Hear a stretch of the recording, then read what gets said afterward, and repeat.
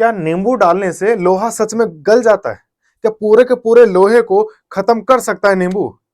क्या वास्तव में अगर मैं किसी लोहे के ऊपर अगर पूरा नींबू निचोड़ के रगड़ दूं तो क्या वो पूरा खत्म हो जाएगा, गल जाएगा? क्या सॉलिड से लिक्विड में बन जाएगा? ना बाबा ना, नहीं बनेगा। ऐसा ही क्वेश्चन एक पूछा था मेरे किसी एक स्टूडेंट ने ऑफलाइन बैच में कि जी सर अगर हम नींबू से लोहे पर कुछ रिएक्शन कराएं तो क्या लोहा मेल्ट हो जाएगा?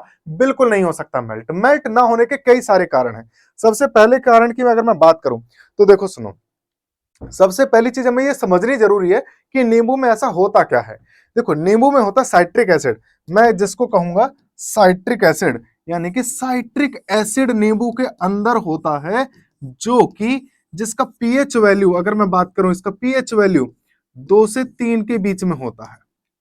साइट्रिक एसिड की पीएच वैल्यू 2 से 3 के बीच में होगी। मैं मानता हूं कि एसिड तो ठीक ठाक है, ज्यादा वैल्यू का है, लेकिन इतना ज्यादा नहीं है कि लोहे को गला दे। गलाना और जंग लगना दोनों में फर्क होता है। कैसे? ध्यान से सुनो। सर पहले आप ये समझो कि लोहा एसिड की लड़ाई कैसे करनी है।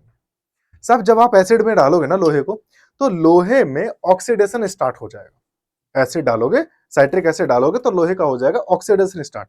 जब ऑक्सीडेशन स्टार्ट होगा तो उसकी लेयर बाय लेयर पे जंग लगना शुरू हो जाएगा। जो आउटर मोस्ट लेयर होगी लोहे की, उस पर जंग लग जाएगा। अब जब जंग लगेगा तो इसका मतलब यह हो सकता है कि एसिड डालने से, मैं यहां लिखूं कि एसिड डालने से जंग तेजी से लगेगा। रस्ट जो होगा जंग तेजी से लगेगा, लेकिन हां गलेगा नहीं, तेजी से लगेगा, बहुत तेजी से। ऐसे मानो कि जिस लोहे की रोड पे जहां पे आपको 1 महीना लग जाएगा जंग लगाने के लिए, आप उसमें नींबू निचोड़ दो उसके ऊपर, वो जल्दी जंग पकड़ लेगा। हो सकता है 2 से 3 दिन में जंग लग जाएगा। प्रक्रिया तेज कर देता है जंग लगने की, लेकिन लोहे को गलाता नहीं है। अब सब गलाने में और जंग लगने में क्या फर्क है? जब जंग लगेगा तो लोहा तो ऑटोमेटिक खराब गल ही जाएगा, बेकार हो जाएगा ना। साहब गलने में और जंग लगने में फर्क होता है। क्या फर्क होता है उसको समझते हैं। देखो गलने का मतलब होता है लिक्विड में आना, लिक्विफाइड होना, लिक्विड में आ जाना, लिक्विड फॉर्म में आ जाना। और जंग लगने का मतलब क्या है? ऑक्सीडेशन होना, उसका ऑक्सीडेशन होना, ऑक्सीडेशन हो जाना।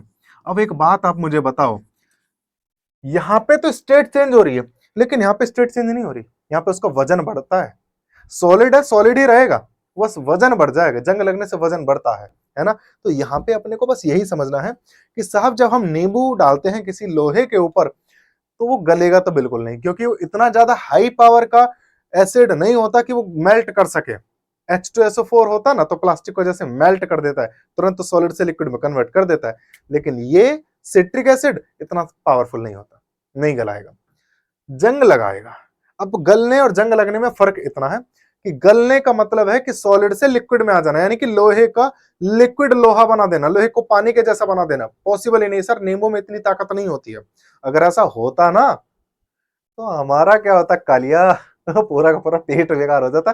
कितनी चीजों में तो नींबू डाल के खाते हैं हम लोग, समझे? तो पता चली हमने नींबू तो खाया लेकिन सारी आंत उजड़ी सब बाहर निकल गई नीचे से, तो दिक्कत हो जाती।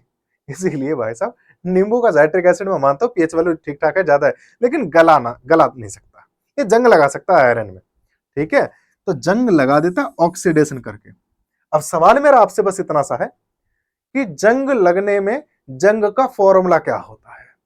आयरन का जंग लगी स्टेट का फॉर्मूला फटाफट से मुझे कमेंट में लिख के बता दो। आपसे फिर मिलते हैं नेक्स्ट वीडियो में, तब तक के लिए जय हिंद।